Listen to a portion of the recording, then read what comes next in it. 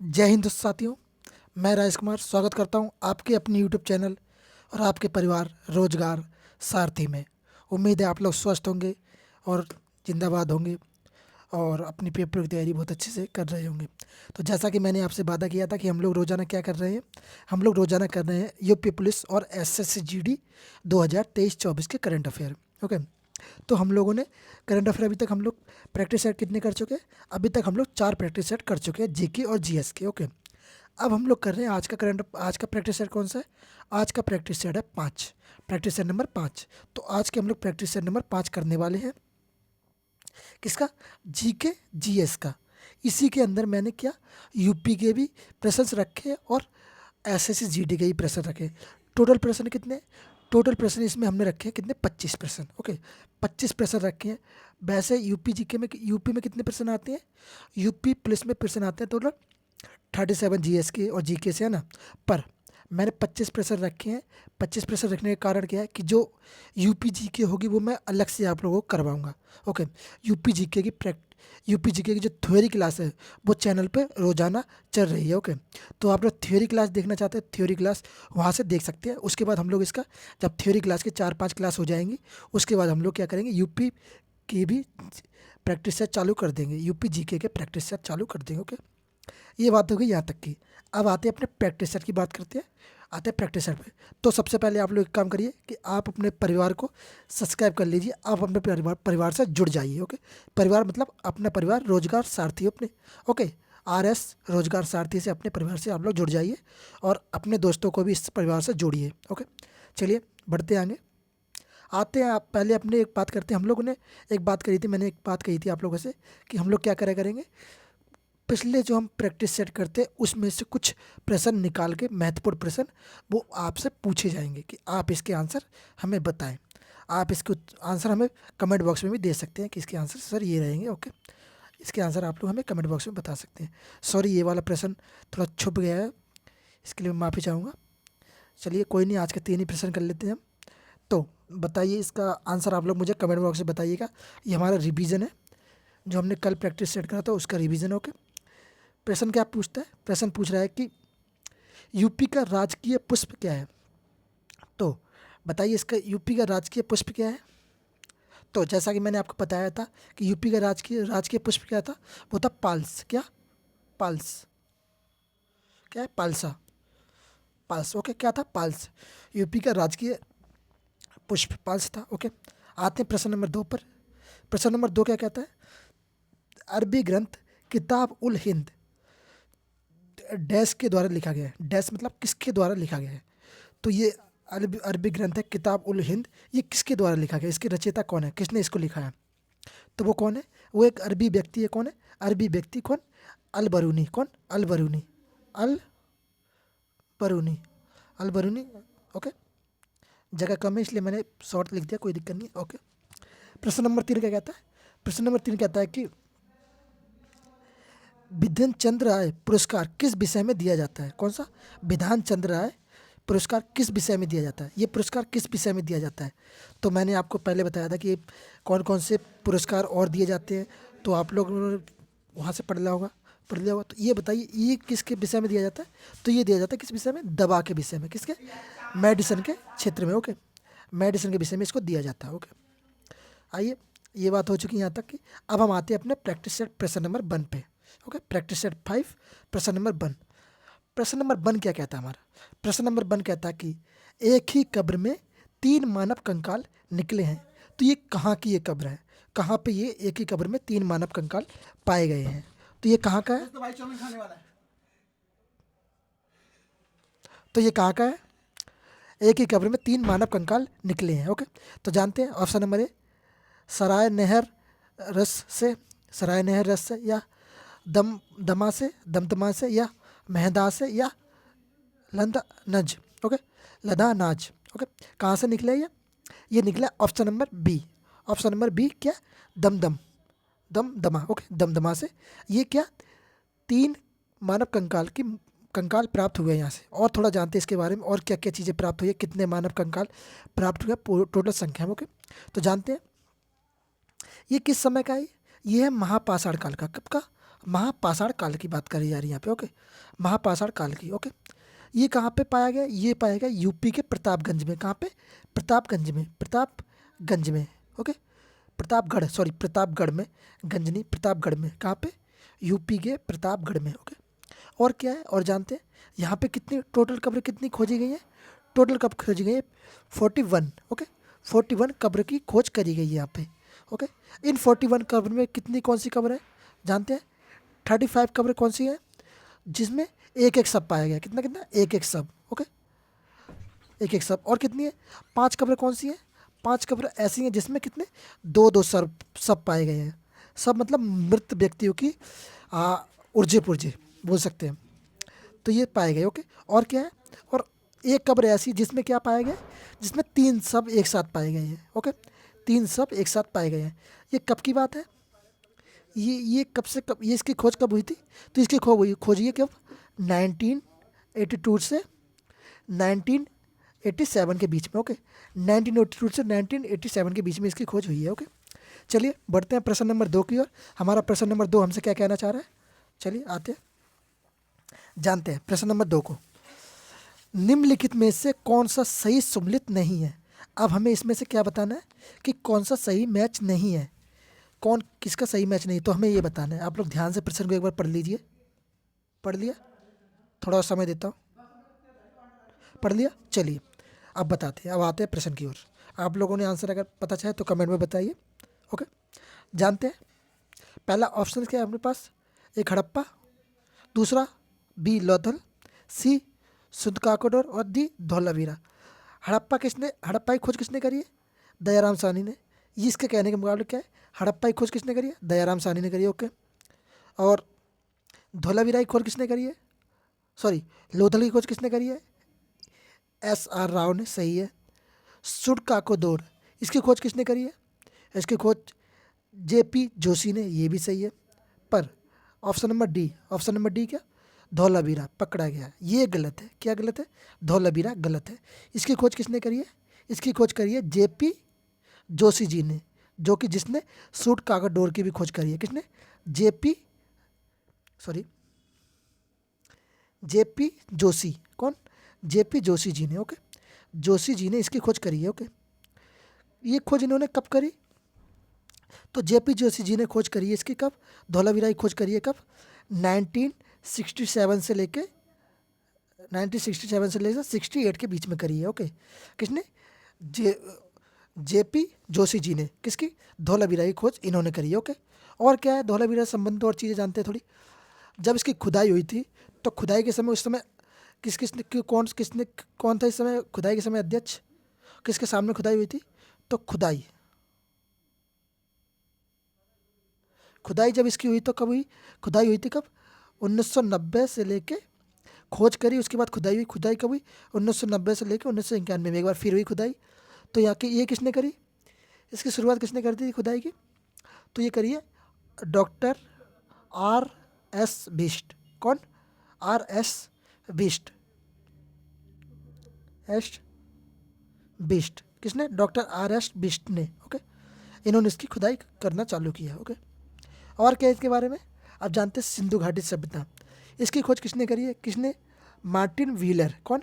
इस समय इसके अध्यक्ष कौन थे? Martin wheeler. इन्होंने इसके बारे में सबसे पहले जाना। किसके? सिंधु घाटी सभ्यता के बारे में। Okay, Indus civilisation. ओके, जिसे हम इंडस सिविलाइजेशन भी बोलते हैं। Okay, Martin wheeler. ओके, चलिए बढ़ते हैं प्रश्न नंबर 2 की ओर। प्रश्न नंबर 2 क्या कहता है? ये कहता है कि भारत का सबसे बड़ा हड़प्पा पुरस्थल कहाँ पे है? इसका कहने का मतलब क्या है कि भारत का सबसे बड़ा हड़प्पा पुरस्थल कहाँ पे है? तो ऑप्शंस क्या क्या दे रखे इसने हमें? हड़प्पा का सबसे बड़ा पुरस्थल। ओके, तो कहाँ पे हड़प्पा का? Option number A Alamgirpur, option number B Kalibangan, option number C Lothal और ऑप्शन नंबर डी क्या?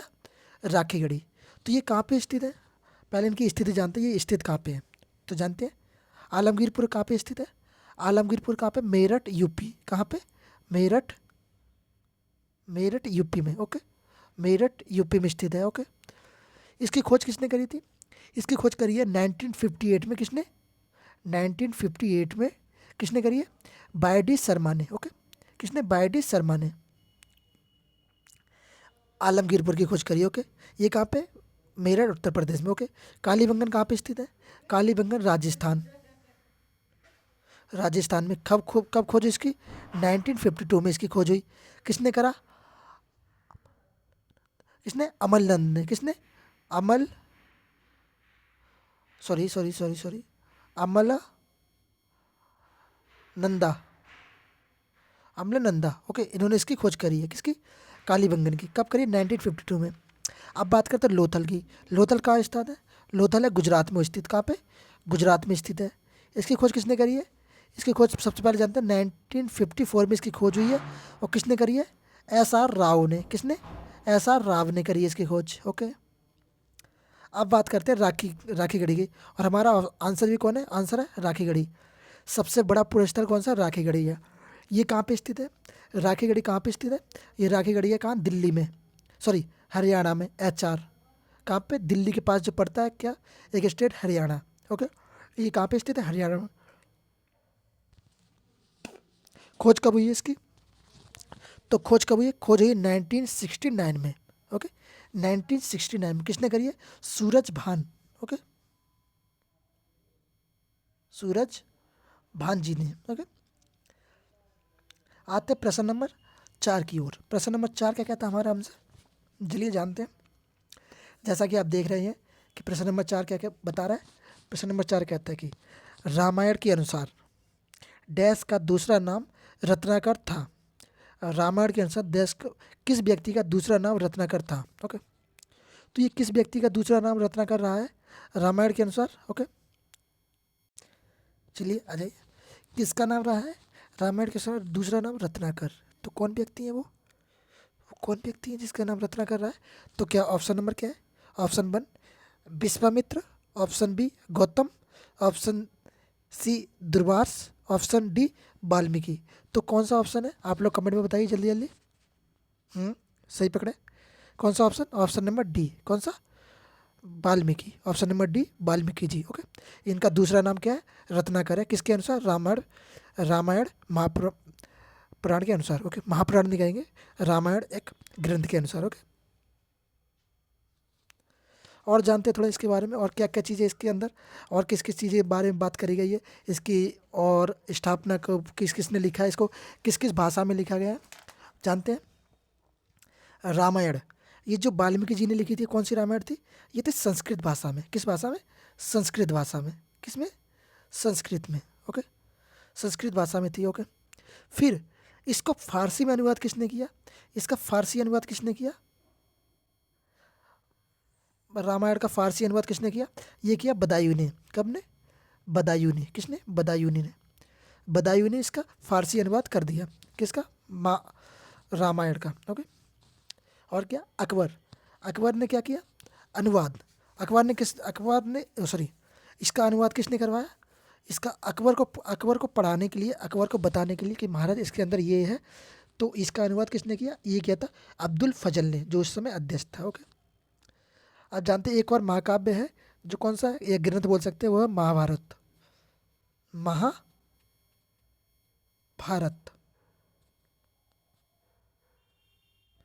महाभारत। इसको इसको किस और अन्य नाम से जाना जाता है? उसको जाना जाता है क्या? जय संहिता। क्या? जय संहिता। इसका अन्य नाम क्या है? जय संहिता। किसका? महाभारत को अन्य नाम से किस नाम से जाना जाता है? जय संहिता नाम से भी जाना जाता है उसकी। इसका दूसरा नाम क्या रखा गया? रजमनामा। ये रजमनामा किसने अनुवाद किया? इसका नाम रखा, ये किसने कहा इसको रजमनामा? ये क्या? बदायूं प्लस नकवी। किसने? बदायूं और नकवी ने। किसने? बदायूनी, बदायूं प्लस नकवी, नकीब। ओके, इन लोगों ने इसको क्या कहा? रजमनामा। चलिए बढ़ते हैं प्रश्न नंबर 5 की ओर। प्रश्न नंबर 5 क्या कहना चाहता है हमसे?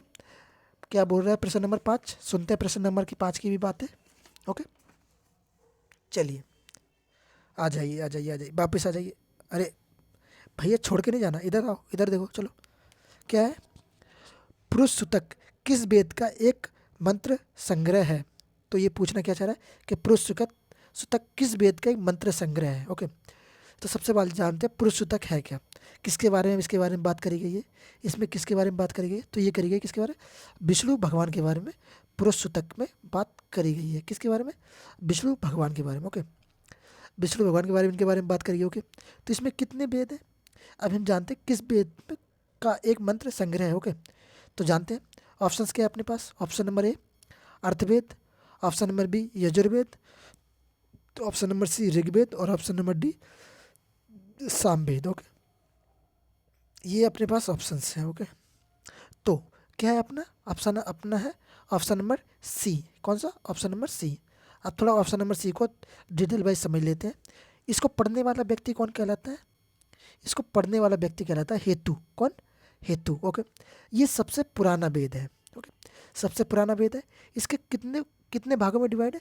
इसमें 2 भागों में डिवाइड है। इसमें कितने मंडल है? इसमें 10 मंडल है और 1028 सूतक है। कितने?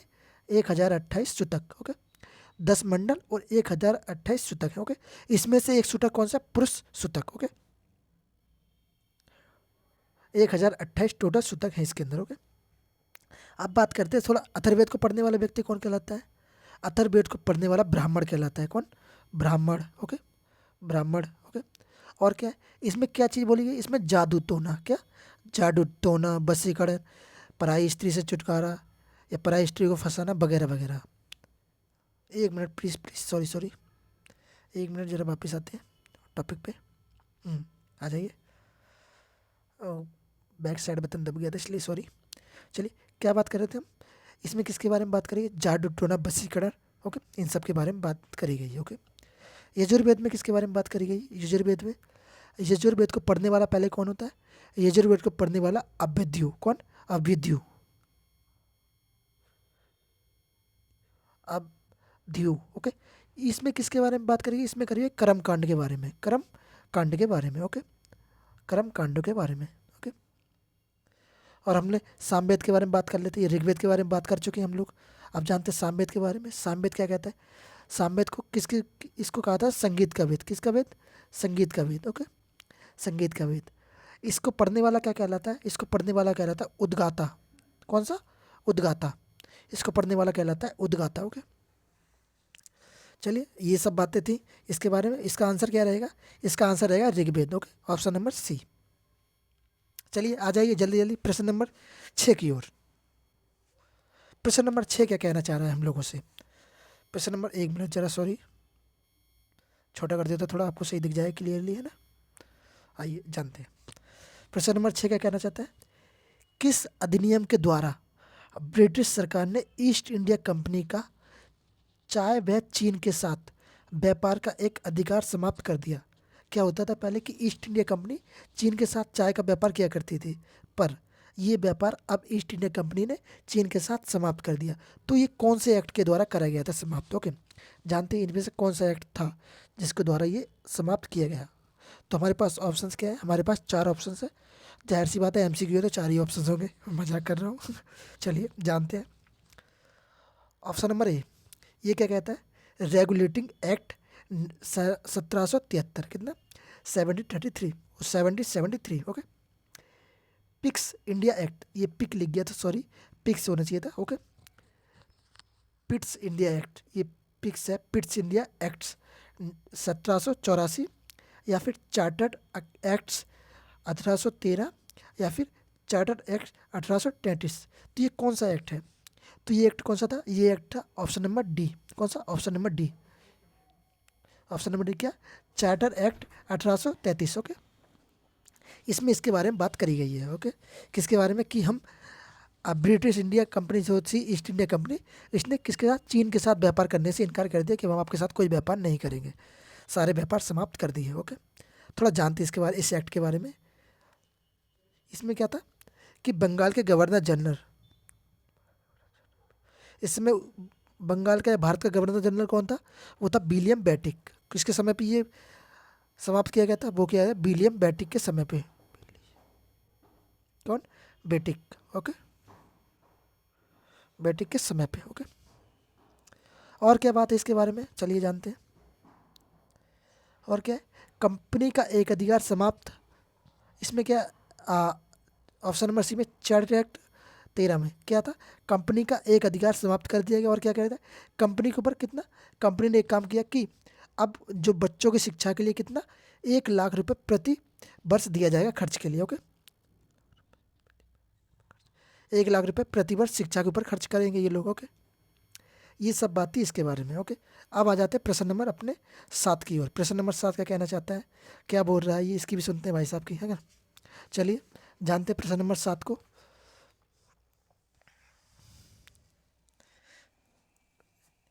प्रश्न नंबर 7 क्या कहता है, प्रश्न नंबर 7 कहता है कि भारतीय संविधान में राज्य के नीति निर्देशक सिद्धांत, जिसे हम डीपीएसपी भी कहते हैं शॉर्ट फॉर्म में, उसके को निम्नलिखित में से किस देश के संविधान से लिया गया है। तो जो हमारे डीपीएसपी हैं इसे किस देश के संविधान से हम लोगों ने लिया है। ओके, तो जानते हैं।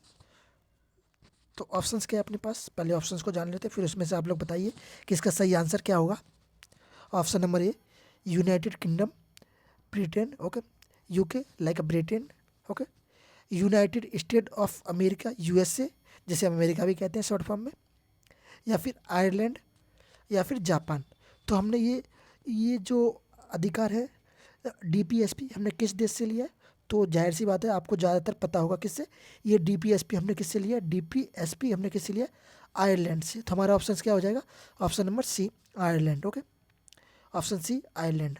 थोड़ा जानते हैं इसके बारे में क्या क्या चीज़ें इसकी, पहले जानते हैं हमने यूनाइटेड किंगडम से क्या लिया है। जैसे आयरलैंड से हमने डीपीएसपी लिया है। ओके, यूनाइटेड किंगडम से हमने क्या लिया है, यूनाइटेड किंगडम से लिया है एकल नागरिकता, एकल नागरिकता, ओके, नागरिकता। ओके, और हमने इससे क्या लिया है, यूनाइटेड स्टेट ऑफ अमेरिका से हमने क्या लिया है, फंडामेंटल राइट्स। ओके, जिसे हम महाभियोग कहते हैं, फंडामेंटल राइट, महाभियोग। ओके, 22 प्रेसिडेंट, ओके, मतलब उपराष्ट्रपति का पद यहीं से हम लोगों ने लिया है। ओके, ये सब चीज़ें हमने इसी से ली है। ओके, जिसे हम बीपी भी कह सकते हैं शॉर्ट फॉर्म में, और एफआर फंडामेंटल राइट्स यहीं से हमने लिए हैं। आयरलैंड से मैंने बता दिया कि हमने क्या लिया, डीपीएसपी। ओके, डीपीएसपी लिया है। जापान से हमने क्या लिया है, जापान से हमने लिया है विधि द्वारा स्थापित प्रक्रिया। ओके, इससे हमने लिया विधि द्वारा स्थापित प्रक्रिया, ये हमने कहाँ से लिया, जापान से लिया है। ओके, और चीज़ें जानते हैं थोड़ा इसके बारे में। डीपीएसपी को किसने बनाया, कौन इसके वो रहे, तो इसके बनाने वाला व्यक्ति कौन है, डीपीएसपी को संकलित, तो यह जी ऑस्टिन। किसने, जी ऑस्टिन ने इसको निर्माणित किया, इसका नींव रखी। ओके, किसने, जी ऑस्टिन ने। ओके, इसको भारत में किसने लाया और किसने क्या कहा, इसमें भारत में किस व्यक्ति ने इसको क्या कहा, तो जानते हैं। जैसे भारत में इसको डॉक्टर भीमराव अम्बेडकर ने क्या कहा, डॉक्टर बी आर अम्बेडकर ने क्या कहा, बी आर अम्बेडकर जी ने क्या कहा, इसको कहा है क्या, संविधान की अनोखी विशेषता। ओके, डीपीएसपी को क्या क्या उन्होंने, ये संविधान की एक अनोखी विशेषता है। ओके, ये तो बात होगी। और किसने क्या कहा, जैसे के टी शाह जी ने क्या कहा इसको, के टी शाह,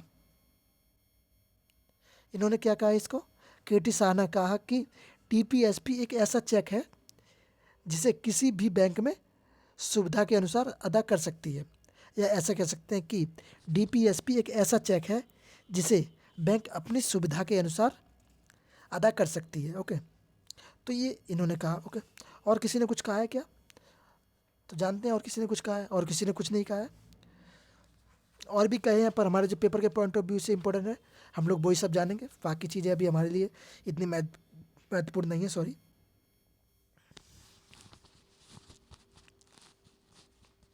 आते हैं अपने प्रश्न नंबर 8 की ओर। प्रश्न नंबर 8 क्या कहता है, प्रस्तावना को संविधान का परिचय पत्र किस व्यक्ति ने कहा है, या किसने कहा है, मैं यहाँ पे व्यक्ति लगा रहा हूँ, कोई दिक्कत नहीं है। क्या कहना चाह रहा है कि प्रस्तावना को संविधान का परिचय पत्र किस व्यक्ति ने कहा है। ओके, तो जानते हैं किसने कहा है। ऑप्शन नंबर ए ठाकुर दास भार्गव ने कहा है। ऑप्शन नंबर बी क्या डॉक्टर वी आर अम्बेडकर ने कहा है। ऑप्शन सी क्या एम हित्तुदुल्ला ने कहा है, हित्यादुल्ला ने कहा है, या फिर एन ए पालिका बाल ने कहा है। किसने, एन ए पालिका बाल ने कहा है। तो ये किसने कहा है, ये कहा है। तो क्या इन्होंने कहा है, नहीं कहा है, क्या इन्होंने कहा है, नहीं कहा है, क्या इन्होंने कहा है, नहीं कहा है, तो ये किसने कहा है, डी एन ए पालिका बाल ने कहा है इसको। क्या कहा है, संविधान का परिचय पत्र, किसको? प्रस्तावना को संविधान का परिचय पत्र कहा है। Okay okay. और जानते हैं किस व्यक्ति ने और क्या कहा है इसको? तो एक व्यक्ति हुए हैं, अंग्रेज व्यक्ति, उसने क्या कहा है? ये इनका नाम है अनेस्ट अनेस्ट वॉकर। किसने? अनेस्ट वॉकर ने क्या कहा है इसको? प्रस्तावना को क्या कहा है? अनेस्ट वॉकर ने कहा है कि प्रस्तावना संविधान निर्माताओं के लिए विचारों को जानने की कृति कुंजी है। मतलब प्रस्तावना जिस हमें क्या पता चलता है कि संविधान निर्माता उस समय क्या सोचते थे, उनके विचार कैसे चलते थे। तो इससे हमें पता चलता है कि संविधान निर्माताओं के उनके विचारों की कुंजी के बारे में हम जान सकते हैं इससे। ये इन्होंने कहा, प्रस्तावना संविधान के निर्माण के विचारों की जानने की कुंजी है। ओके अच्छा, और जानते और इसका उद्देश्य क्या था? इसका उद्देश्य प्रस्ताव का, सॉरी उद्देश्य बोल रहा हूँ, उद्देश्य प्रस्ताव का पारित हुआ। उद्देश्य प्रस्ताव कब पारित हुआ? तो उद्देश्य प्रस्ताव का पारित 13 दिसंबर 1946 को, 13 दिसंबर 1946 को। ओके ये कब प्राप्त हुआ? उद्देश्य प्रस्ताव कब को? 13 दिसंबर 1946 को। ओके मूल प्रस्ताव कब पारित हुआ? और ये हुआ कब? ये हुआ 26 नवंबर 1949 को। कब? 26 नवंबर 1949 को। ओके 26 नवंबर, जिस दिन अपना क्या मनाते हैं? संविधान दिवस भी मनाते हैं। ओके चलिए अब जानते हैं, थोड़ा प्रश्न नंबर 9 की ओर बढ़ते हैं। प्रश्न नंबर 9 क्या कहना चाह रहा है हमसे? चलिए जानते हैं प्रश्न नंबर 9 को, कि भाई साहब 9 भी कुछ कहना चाहते होंगे, उनकी भी सुन लेते हैं कि क्या कहना चाह रहे हैं प्रश्न नंबर 9 हमसे। ओके सुनते हैं। चलिए बढ़ते हैं प्रश्न नंबर 9 की ओर। प्रश्न नंबर 9 ये क्या कहता है? प्रश्न नंबर 9 कहता है कि निम्नलिखित मामलों में से किसमें भारत के सर्वोच्च न्यायालय ने प्रस्तावना को भारतीय संविधान का भाग नहीं बताया है? आपको ये चीज़ ध्यान रखनी है कि कहाँ नहीं बोला जा रहा है और कहाँ हाँ बोला जा रहा है। तो आप लोगों को इस चीज़ पे फोकस करना है। वहाँ पे प्रश्न जब आप पढ़ोगे ना एग्जाम हॉल में, जब बैठोगे तो आपके दिमाग में प्रेशर होता है, पर प्रेशर में कभी ये मत भूल जाना कि प्रश्न को ढंग से पढ़ना होता है। ओके अगर प्रश्न को आप गलती से नहीं को भूल के अगर प्रश्न थोड़ा सा पढ़ के और आगे बढ़ जाओगे तो गलती कर सकते हो। तो प्रश्न को पूरे तरीके से पढ़ो कि क्या कहना चाहिए। जैसे मैंने अभी लास्ट में क्या कहा कि नहीं है और आप पूरा नहीं पढ़ते तो दिक्कत हो जाती है। ओके तो ये नहीं करना है। चलिए आप जानते हैं ऑप्शंस के अपने पास। प्रस्तावना को भारतीय संविधान का भाग नहीं बताया। किसको नहीं? किसने बताया? किसने नहीं बताया? सर्वोच्च न्यायालय को। ओके तो जानते हैं किस केस में इस बारे में बात करेंगे? जानते हैं केशव नंद भारतीय केस, या बेरुवारी केस, या संजय सिंह केस, या गोलकनाथ केस। तो ये कौन सा केस था? तो ये केस था कौन सा? बेरुवारी केस। कौन सा केस? बेरुवारी केस। ये केस कब लड़ा गया? बेरुवारी केस ये कब केस हुआ? ये 1960 में हुआ, 1960 में ये केस हुआ। ओके उस समय इसके बारे में बात करी गई है। ओके थोड़ा जानते हैं केशव नंद भारतीय केस के बारे में। इसके बारे में आप लोगों ने बहुत बार सुना होगा, बहुत बार आप लोगों ने जब 10th क्लास में होंगे, 12th में भी आए होंगे, 11th में होंगे और अभी भी आप पढ़ रहे होंगे तो आज इसके बारे में ज़रूर से ज़रूर सुना होगा। ओके तो ये केस है क्या? चलो इसके बारे में थोड़ा जानते हैं। जैसे कि 1973 में प्रस्तावना में संशोधन किया गया। ओके 1973 में प्रस्तावना में संशोधन किया गया। संविधान का भाग कितने थे उस समय? एक बार संशोधन हुआ। कितना? एक बार संशोधन हुआ। भाग 1 में संशोधन किया गया। कब? भाग 1 में संशोधन किया गया। ओके भाग 1 में संशोधन कौन सा संशोधन था? ये 42वां संशोधन। कौन सा? 42वां संशोधन था उस समय का। ओके कब यह हुआ 42वां संशोधन? ये हुआ 1979 में। ओके 42वां संशोधन हो गया। ओके इसे हम, जो 42वां संशोधन है, इसे हम क्या कहते हैं? इसे हम एक चीज़ और कह सकते हैं कि मिनी कॉन्स्टिट्यूशन या लघु संविधान। मिनी कॉन्स्टिट्यूशन या लघु संविधान, छोटा संविधान। ओके इस समय जब ये आया, जब ये संशोधन हुआ तो इस समय इसमें 3 शब्द और जोड़े गए, 3 नए शब्द जोड़े गए। 3 नए शब्द वो कौन से थे? नए शब्द कितने शब्द थे? ये 3 नए शब्द कौन कौन से थे ये जानते हैं? पहला था समाजवादी, दूसरा था पृथक निक्षेप। ओके पद निक्षेप, या फिर, और तीसरा था अखंडता। ये 6th जोड़ा गया। ओके, अखंडता। ओके, ये शब्द किस में जोड़े गए? ये प्रस्तावना में जोड़े गए। अभी आप अगर प्रस्तावना पढ़ोगे तो अगर आपके पास संविधान की बुक होगी तो आप संविधान के बुक पे प्रथम पेज को पढ़ेंगे तो उसमें जिसमें इसकी प्रस्तावना लिखी हुई है, तो प्रस्तावना को जब आप पढ़ते हैं तो उसमें ये तीनों शब्द आपको मिलते हैं। तो ये तीनों शब्द प्रस्तावना में कब जोड़े गए? ये जोड़े गए 1976 में। ओके, और ये 3 नए शब्द जोड़े गए। कौन से? सब समाजवादी, प्रतिनिरपेक्ष और अखंडता। ओके, ये 3 शब्द इसमें जोड़े गए। ओके, चलिए बढ़ते हैं प्रश्न नंबर 10 की ओर। प्रश्न नंबर 10 क्या कहता है हमारा हमसे? चलिए जानते हैं। प्रश्न नंबर 10 कहता है कि वर्तमान समय में भारतीय संविधान के अंतर्गत संपत्ति का अधिकार है। वर्तमान समय में भारतीय संविधान के अंतर्गत संपत्ति का अधिकार कौन सा है? तो संपत्ति का अधिकार कौन सा है? चलिए जानते हैं। ऑप्शन नंबर ए मौलिक अधिकार, ऑप्शन नंबर वैधानिक अधिकार, ऑप्शन नंबर बी सी नैतिक अधिकार, या उपरोक्त में से कोई भी नहीं, नन ऑफ दिस। ओके, तो कौन सा है? तो जानते हैं कौन सा है। तो वो है option number B. Option number B कौन सा? वैधानिक अधिकार। ये कहता है कि भारतीय संविधान के अंतर्गत संपत्ति का अधिकार है। ओके, इसके द्वारा थोड़ा जानते हैं इसमें कुछ आपके लिए कुछ इन्फॉर्मेशन वाली चीज़ है कि नहीं है। चलिए थोड़ा जान लेते हैं इसके बारे में। ये कौन से उसमें आता है? ये अनुच्छेद कितने में आता है? ये अनुच्छेद 19F में आता है। किसमें? आर्टिकल 19F में। ओके, 19F में, आर्टिकल 19F में। या और कहाँ से कहाँ तक है? आर्टिकल 31 तक है। इसके बारे में बात करी गई है। किसके बारे में? वैधानिक अधिकार के बारे में, 19 से लेके 31 तक। ओके, ये कब अपनाया गया? ये अपनाया गया 44वें संविधान संशोधन के बाद से। ओके, 44वें संविधान संशोधन जब हुआ तब इसको यहाँ से उठा के इसमें शिफ्ट कर दिया गया। ओके, 44वें संविधान संशोधन कब हुआ? ये हुआ 1978 में। ओके, इसको क्या गया? वैधानिक अधिकार कहा गया। ओके, इसको भाग से निकाल कर कितने, पहले ये कौन से भाग में था? ये भाग 3 में था। कितने? संविधान के भाग 3 में था ये। ओके, 3 से निकाल कर इसको क्या किया गया? इसे 3 से निकाल कर भाग 12 में शिफ्ट कर दिया गया। किसमें? भाग 12 में शिफ्ट कर दिया गया। भाई तू अब इधर जा, इधर से इधर आ जा। तो ये कौन सा अनुच्छेद था उस समय? किस अनुच्छेद में रखा गया? 300 का। किस अनुच्छेद में? 300 का में रखा गया इसको। ओके, 300 का अनुच्छेद में रखा गया। ओके, इसका मूल अधिकार कब है? मूल अधिकार हमने किससे लिए? मूल अधिकार हमने लिए भाग 3 यूएसए से।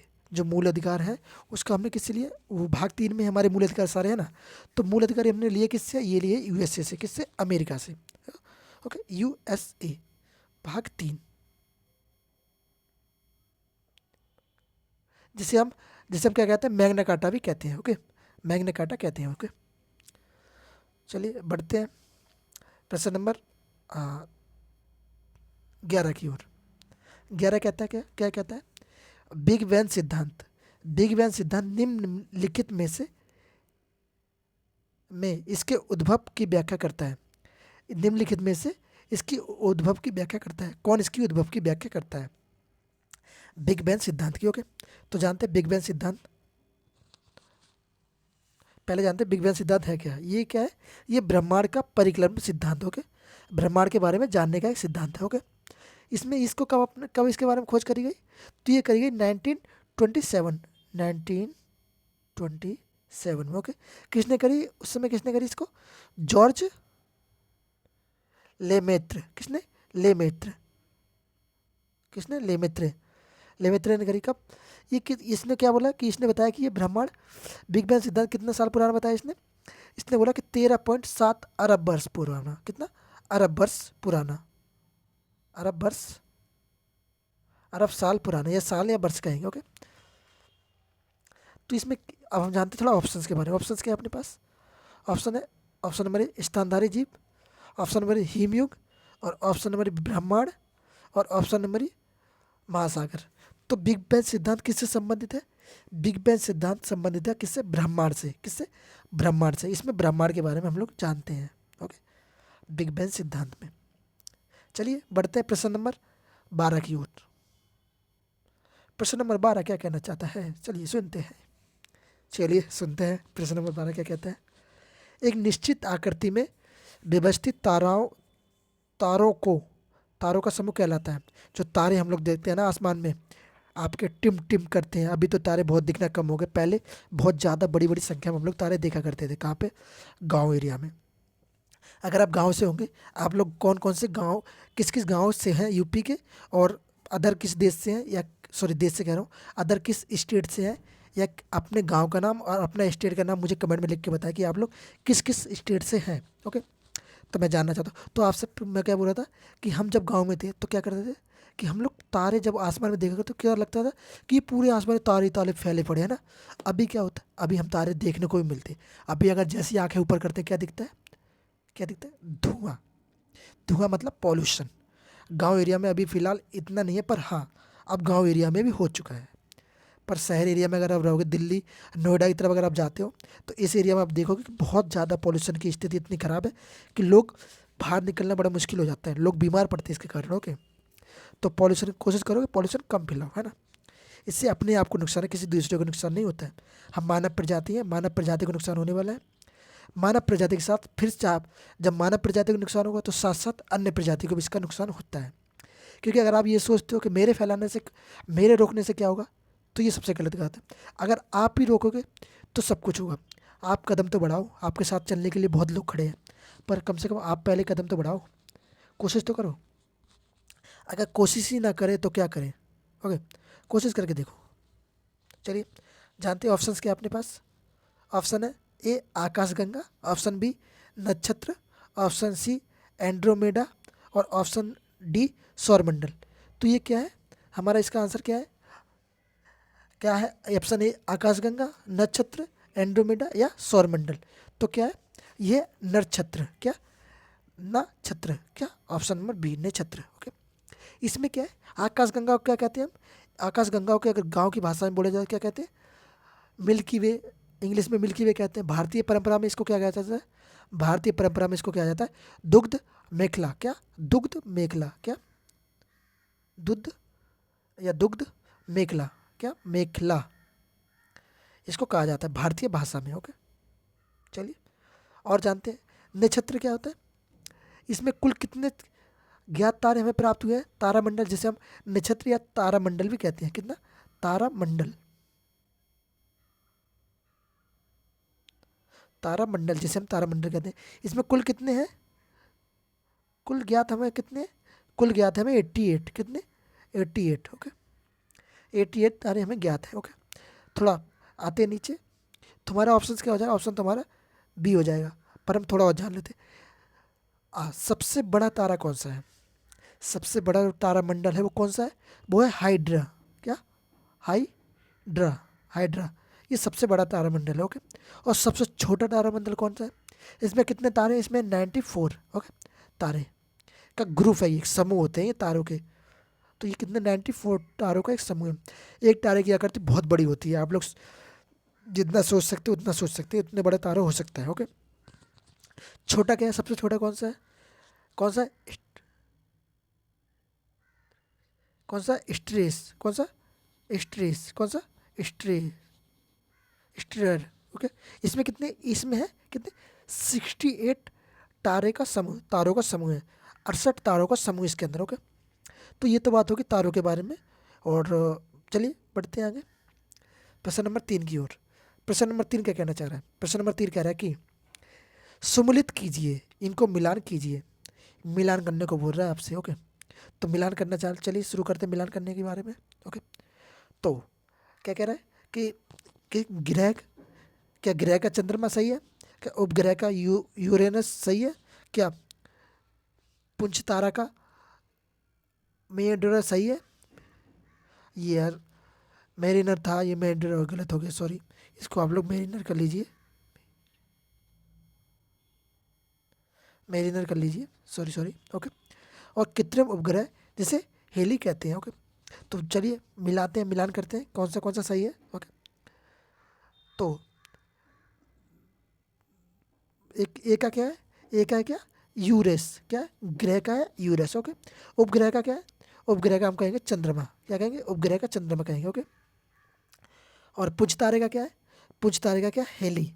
पुंछ तारे का क्या? हेली। ओके, कृत्रिम उपग्रह का क्या है? इसका है मेरिन। ओके, क्या है? मेरिनर। ओके, तो हमारे पास क्या हो गया? ए ए का 2, बी का 1, सी का 4 और डी का 3। ओके, एक तो हम देखते हैं ऑप्शंस में कौन कौन से अपने पास है। चलिए जानते हैं ऑप्शंस में क्या है।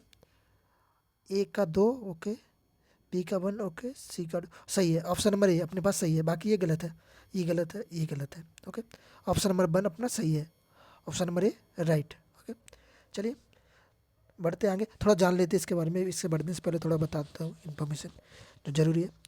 अच्छा, ग्रह के बारे में बात करते हैं। तो ये कौन सा ग्रह है? जैसे ग्रह और उपग्रह के बारे में बात करते हैं, कितने ग्रह कितने उपग्रह हैं। ओके, ग्रह, किस ग्रह के कितने उपग्रह हैं। ओके, ग्रह उपग्रह। तो जैसे पृथ्वी का पी बना देता है ना, पी का उपग्रह कितना है? 1। ओके, मंगल का कितना है? मंगल के कितने? मंगल के 2 हैं। शनि, शनि के उपग्रह कितने? शनि के यार कितने हैं? हाँ, शनि के 145। कितने? 145 है शनि के। और जानते हैं बृहस्पति, बृहस्पति बृहस्पति 95। हाँ, याद आ गया।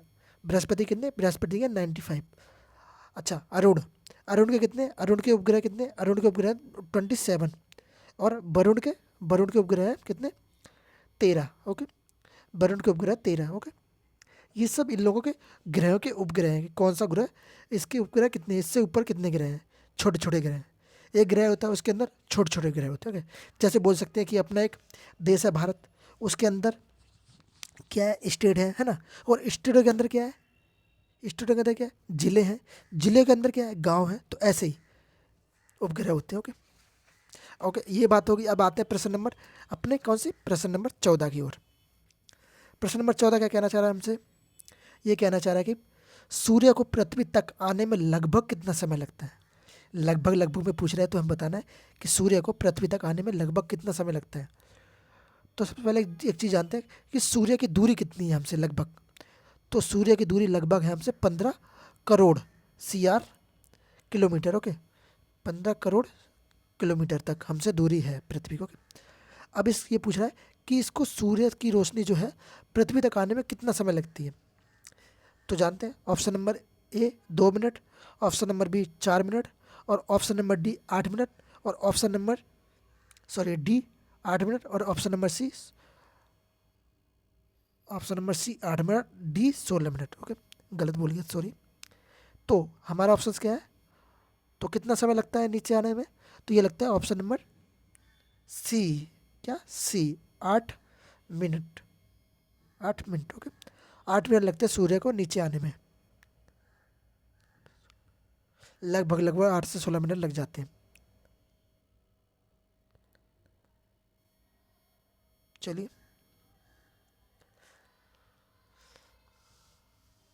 प्रश्न नंबर 15। प्रश्न नंबर 15 कहता है, क्या कहता है? निम्नलिखित में से कौन सा सम्मिलित नहीं है। नहीं मतलब ये पूछ रहा है कि कौन सा सही मैच नहीं कर रहा है। तो चलिए बताते हैं कौन सा सही मैच नहीं कर रहा है। ऑप्शन नंबर ये, क्या ऑप्शन नंबर ए का बृहस्पति होगा? जैसे सौर मंडल का सबसे बड़ा ग्रह, क्या बृहस्पति होगा? सही है, सही है, बृहस्पति होगा। ऑप्शन नंबर बी, सौर मंडल का सबसे छोटा ग्रह बुध। सही है, ऑप्शन नंबर बी भी सही है। ऑप्शन नंबर सी क्या कहता है? सौर मंडल का सर्वाधिक चमकीला ग्रह। सौर मंडल का सर्वाधिक चमकीला ग्रह, क्या आप बताइए क्या ये सही है? हाँ, ये भी सही है, ऑप्शन नंबर सी सही है। ओके, ऑप्शन नंबर डी, सौर मंडल के मंडपम गति वाला, मंडपम गति में लिख गया, ये न्यूनतम गति था। ओके, न्यूनतम गति वाला ग्रह कौन सा है? तो ये कौन सा न्यूनतम गति वाला ग्रह? मंगल ग्रह। तो ये मंगल ग्रह नहीं है, ये गलत हो गया हमारा, ये गलत हो गया। तो ये हमारा यही आंसर होगा हमारा। ओके, क्या सही से सम्मिलित नहीं है। ओके, यही हमारा आंसर होगा। तो ये मंगल नहीं है तो कौन सा ग्रह इससे मैच करता है? तो ये है वरुण ग्रह। ओके, कौन सा? वरुण। कौन सा ग्रह? वरुण ग्रह। ओके, चलिए बढ़ते प्रश्न नंबर 16 की ओर। सॉरी, एक मिनट, प्रश्न नंबर 16 की ओर। प्रश्न नंबर 16 कहता है, क्या क्या कहता है? सूर्य के निकटतम ग्रह कौन से हैं? सूर्य का निकटतम ग्रह कौन सा है? ओके, तो इसके पास वाले ग्रह के बारे में जानते हैं थोड़ा। तो जानते हैं पहले प्रश्न नंबर 1 और ए बुध, दूसरा बी पृथ्वी, सी शुक्र, या डी प्लेटो। तो कौन सा है पृथ्वी के सबसे निकटतम ग्रह? तो वो ग्रह है कौन सा जो पृथ्वी के पास में रहता है, सबसे करीबी, जो सकते हो उसका मित्र, वो है कौन? बुध। ओके, बुध ग्रह पृथ्वी के सबसे करीबी ग्रह है। ओके, अब जानते हैं थोड़ा, ये जो प्लूटो है, इसकी खोज कब करी गई? प्लूटो की खोज कब करी गई? प्लूटो की खोज करी 24 अगस्त 2006 को। कब? 24 अगस्त 2006 को इसकी खोज करी गई। किसकी? प्लूटो की खोज करी गई है। चलिए और जानते हैं, एक ट्रिक है, ट्रिक के माध्यम से आप लोग जानिए कि किसकी किसके आधार पे बसे हुए लोग कितनी कितनी दूरी पर हैं और किस किस नंबर पे आते हैं। जैसे एक नंबर वाइज जानते हैं। चलिए, दूरी के आधार पर कौन किससे कितनी दूर है। जैसे पृथ्वी के सबसे पास कौन है? पृथ्वी के पास तो बुध हो गया। ओके, फिर उसके बाद क्या हुआ?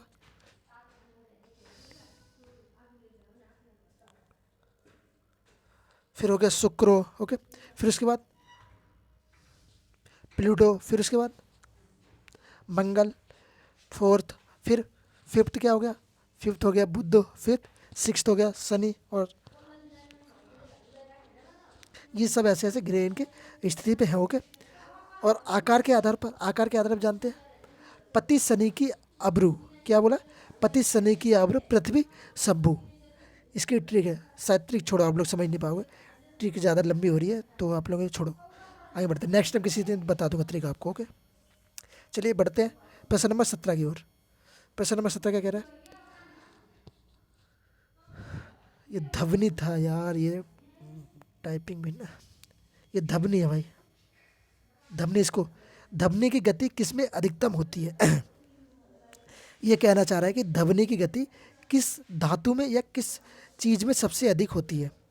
तो जानते हैं, क्या धवनी की गति ठोस में सबसे अधिक होती है, या फिर द्रव में सबसे अधिक होती है, या फिर गैस में सबसे अधिक धवनी की गति होती है, या फिर किसमें? निवंत निर्वर्त। तो ये धवनी की गति सबसे अधिक किसमें होती है? तो ऑप्शन नंबर ए, धवनी की गति कितनी? ठोस में सबसे अधिक होती है धवनी की गति। ऑप्शन नंबर ए। ओके, अब जानते हैं थोड़ा और, किसमें कितनी कितने की स्पीड से होती है, कितनी कितनी होती है। ओके, जैसे शुष्क वायु में कितनी होती है? शुष्क वायु में कितनी होती है इसकी गति? तो शुष्क वायु में होती है कितनी? 332 minute second. Okay, 332 minute second. और तावा में कितनी होती है इसकी? तावा में होती है 3750 मिनट सेकंड। Okay, ms। और लोहा में कितनी होती है? लोहा में होती है 5130 ms मिनट सेकंड। ओके, और एल्युमिनियम में कितनी होती है? एल्युमिनियम में होती है 5760 5760। तो ये इनकी थी। ओके, सबसे अधिक किसमें? सबसे अधिक है ग्रेनाइट में। ग्रेनाइट में होती है, जैसे हम हीरा भी कहते हैं। ओके, ग्रेनाइट में होती है। ओके, ग्रेनाइट, इसमें कितनी होती है? इसमें होती है 6000 ms की अधिकतम गति होती है। ओके,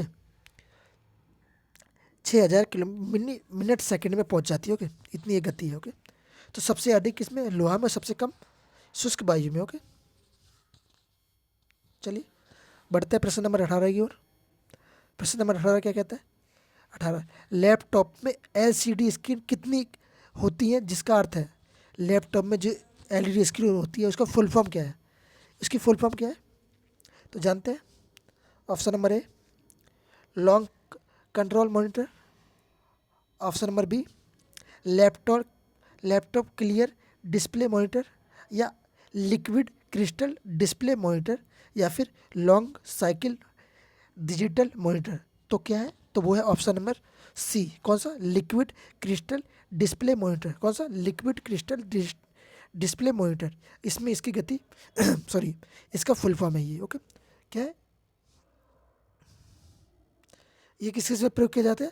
ये टीवी, कंप्यूटर और मॉनिटर में इत्यादि में प्रयोग की जाती है। ओके, किसका प्रयोग? एलईडी स्क्रीन का प्रयोग किया जाता है। आप लोग के घर पे अगर एलईडी टीवी होगी तो आप लोग जो टीवी में देख रहे हैं सॉरी, या आप जो लैपटॉप में अभी आप मुझे देख रहे हैं, उस लैपटॉप में भी कौन सी स्क्रीन का प्रयोग हुआ है? एलईडी स्क्रीन का प्रयोग हुआ है। ओके ओके, चलिए बढ़ते हैं प्रश्न नंबर 19 की ओर। सॉरी, एक मिनट।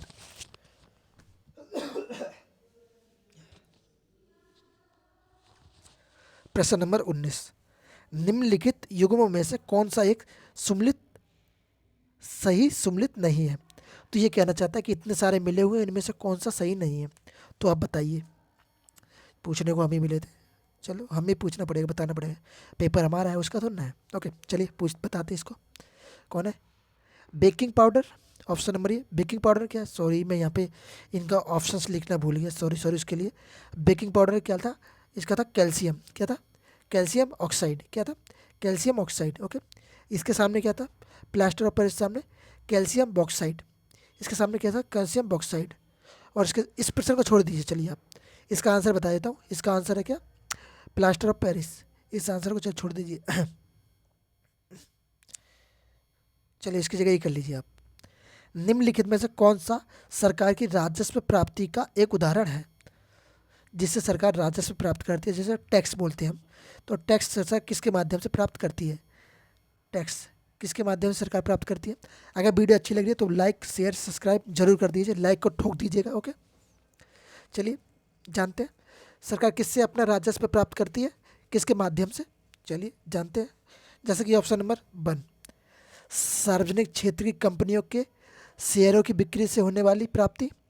जो सार्वजनिक क्षेत्र की कंपनियां होती हैं उनके जो शेयर बिकते हैं उनसे क्या अपना प्राप्त करती है राजस्व। ऑप्शन नंबर बी, ऋण की वसूली, जो कर्ज का वसूल करता है उससे अपना राजस्व प्राप्त करती है। या फिर सरकार द्वारा संग्रहित जीएसटी, क्या, GST, gross service tax, okay, इससे प्राप्त करती है। या फिर जनता से उधार उधार लेंगे या आधार लेकर, ओके, उधार था। ओके चलिए सॉरी, क्या ऑप्शन क्या है, ऑप्शन नंबर सी। कौन सा ऑप्शन, ऑप्शन नंबर सी, कौन सा, सरकार द्वारा संग्रहित जीएसटी के माध्यम से। ये जीएसटी कब लागू हुई सबसे पहले, विश्व में कब लागू हुई, विश्व में हुई सबसे पहले कहाँ पे, फ्रांस में। कहाँ पे, फ्रांस में, फ्रांस में लागू हुई। भारत में कब लागू हुई, ये कब, कितने परसेंट लगती है जीएसटी, जैसे फ्रांस में 5%, 12%, 18% और कितनी 28% तक जीएसटी लगती है। ओके, तो जीएसटी परिषद की स्थापना कब करी गई और किस आर्टिकल के तहत करी गई इसकी स्थापना। ओके, तो जीएसटी परिषद की जो स्थापना करी गई, जो आर्टिकल 279, कितना, कौन सा आर्टिकल है, आर्टिकल है 279, 279 आर्टिकल के तहत किसकी स्थापना करी गई है, जीएसटी परिषद 279 एक आर्टिकल। ओके, और क्या है इसका, कितने, कौन से संशोधन के तहत इसको जीएसटी परिषद को संविधान में जोड़ा गया है। तो कौन सा, 101 101 101 बा संविधान संशोधन। कब, इसको कब जोड़ा गया, 2016 में, 2016 में इसको जोड़ा गया। और लागू कब किया गया, इसको लागू किया गया 1 जुलाई 2017 को, 1 जुलाई 2017 को इसको लागू कर दिया गया था। ओके चलिए बढ़ते आगे प्रश्न नंबर 21 की ओर। प्रश्न नंबर 21 क्या कहना चाह रहा है हमसे, 21 कहना चाहता है कि निम्नलिखित में से कौन सा भारत का सबसे पुराना ज्वाइंट स्टॉक बैंक है। कौन सा ज्वाइंट स्टॉक बैंक है,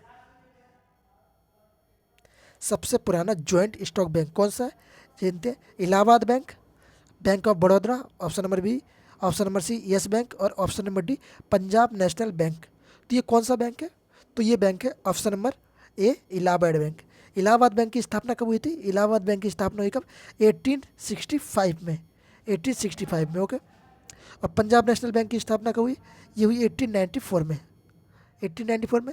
और बैंक ऑफ बड़ौदा की स्थापना कब हुई, ये हुई इसकी कब, ये हुई है 1806 में, 1806 में। ओके, ये सब इन बैंकों के बारे में था। चलिए जानते बढ़ते आगे थोड़ा। अगर हम बात करें हिंदुस्तान बैंक की, तो हिंदुस्तान बैंक की स्थापना हुई है 1770 में। ओके, और अगर बात करें किसकी, मद्रास बैंक की, तो मद्रास बैंक की स्थापना कब हुई 1843 में। और बात करें बॉम्बे बैंक की, तो बॉम्बे बैंक की स्थापना 1840 में।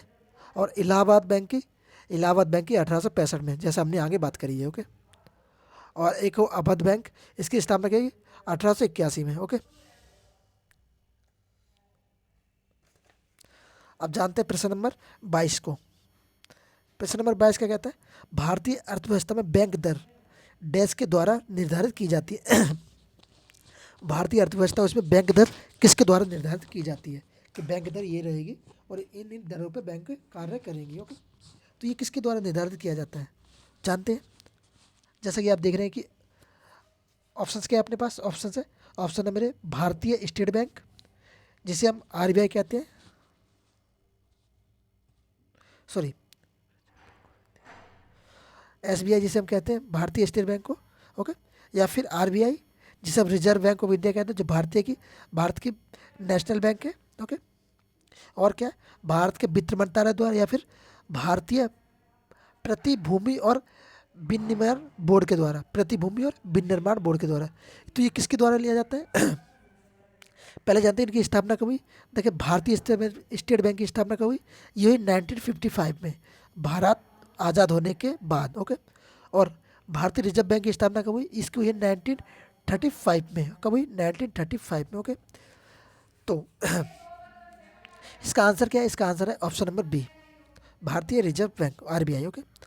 अच्छा, अपने वित्त मंत्री कौन है इस समय?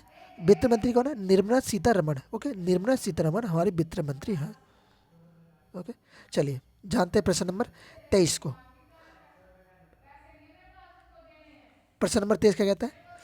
भारतीय लघु उद्योग विकास बैंक, एक बैंक है जिसका नाम है भारतीय लघु उद्योग विकास बैंक, जिसको हम सिडबी भी कहते हैं। ये भारत की इंटरनेशनल बैंक है, ओके, नेशनल इंटरनेशनल बैंक है, ओके। सिडबी को द्वारा विनियमित किया जाता है। इसको किसके द्वारा विनियमित किया जाता है? तो सिडबी की स्थापना कब हुई? ये हुई कब?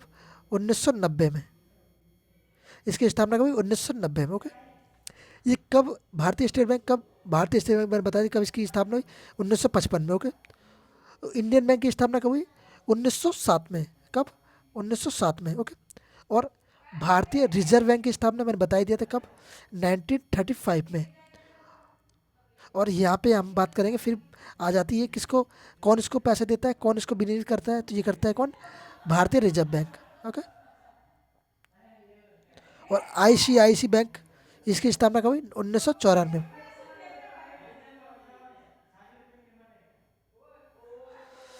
आ जाओ, आ जाओ, आ जाओ, वापिस आ जाओ। इधर उधर नहीं, मस्ती नहीं, बाबू सोना से बात नहीं, पहले अपना इधर काम करो वाला। चलो आ जाओ, क्या कर रहे हैं हम? प्रश्न नंबर 24, हाल ही में उत्तर प्रदेश द्वारा आपदा की पूर्व चुनौती के लिए राहत बाड़ी केंद्र की स्थापना किस जनपद में की गई है? तो मैंने आपको करंट अफेयर में भी इस प्रश्न के बारे में पढ़ाया था, और यहाँ पे भी इस प्रश्न पूछ लिया गया है। तो आप लोग बताइए प्रश्न का क्या आंसर हो सकता है? राहत बाड़ी सेवा केंद्र कहाँ पर स्थापित किया गया है? उत्तर प्रदेश में किस जिले जनपद में स्थापित किया गया है? तो किस जनपद में स्थापित किया गया है जानते हैं? Option number A Lucknow, option number B Kanpur, option number C Agra, और ऑप्शन नंबर डी वाराणसी। तो ये किस जिले में स्थापित किया गया है? ये किया गया किसमें? ये ऑप्शन नंबर ए, किसमें? ऑप्शन नंबर ए कानपुर, कानपुर में इसको जनपद में स्थापित किया गया है। चलिए बढ़ते हैं आखिरी प्रश्न पर अपने आज के, प्रश्न नंबर 25। प्रश्न नंबर 25 हमसे क्या कहना चाह रहा है? 25 कहना चाहता है कि भारत सरकार के केंद्रीय मंत्री जितेंद्र सिंह ने उत्तर प्रदेश के किस जनपद से ग्रामीण मधुमेह रोकथाम और नियंत्रण अभियान का शुभारंभ किया है? किसका? ग्रामीण मधुमेह रोकथाम अभियान का शुभारंभ किया है। किसने किया है? ये किया जितेंद्र सिंह ने। ये कौन है? ये कौन है? भारत के विज्ञान एवं प्रौद्योगिकी मंत्री। कौन? भारत के विज्ञान एवं प्रौद्योगिकी मंत्री। तो ये कहाँ पे किया इन्होंने ये कार्य?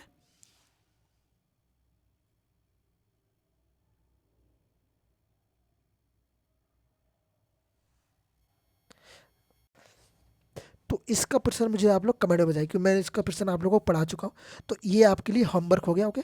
क्या ये आप लोगों के लिए होमवर्क है? कहाँ पे इन्होंने ये कार्य किया है, किस जनपद में किया है, ओके। उत्तर प्रदेश के किस जनपद में इन्होंने ये कार्य किया है?